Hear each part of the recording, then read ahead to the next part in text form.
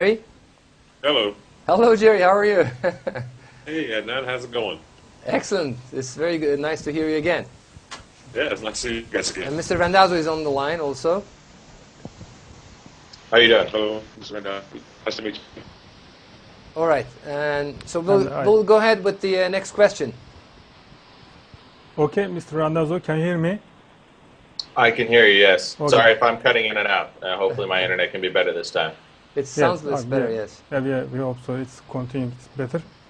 When we evaluate the reasons of conflict in our day, we realize that these are mostly based on ignorance. For instance, there are bigoted people who call themselves Muslims, but they are opposed to the morals of Islam actually.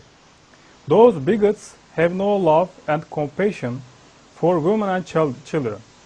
They want to attack and cause bloodshed everywhere in the world.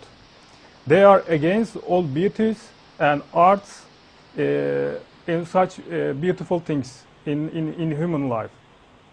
In true understanding of Islam, there is no place for bigotry.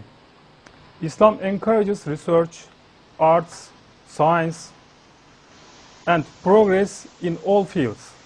Based on your political research, could you also describe the negative effects of these bigoted movements and radicalism in different parts of the world? Sure. I lived in Istanbul for a year, and a lot of what I was doing while I was in Istanbul was studying Islam and studying democracy within Islam over the history of Islam. And one of the things that you find whenever you study a religion that's several hundred years old or 1,300 years old, as Islam is, that there's a lot of different strains of thought. There's different traditions, and there's different ways that you can interpret Islamic texts.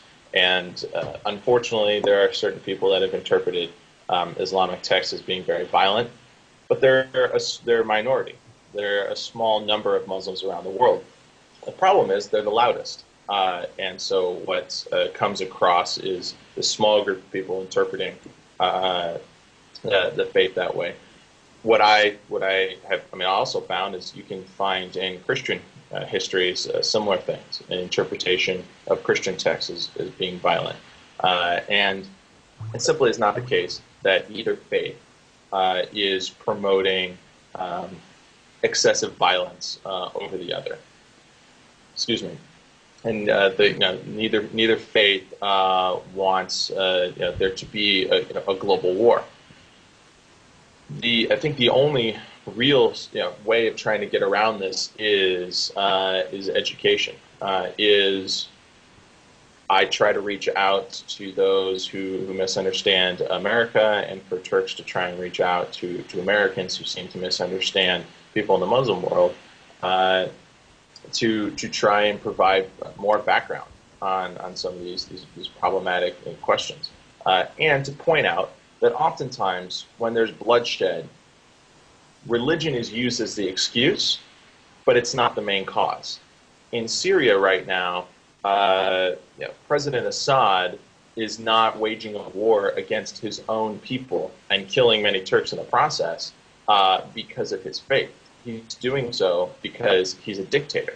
He's doing so because he wants power and is ruthlessly trying to dominate his country.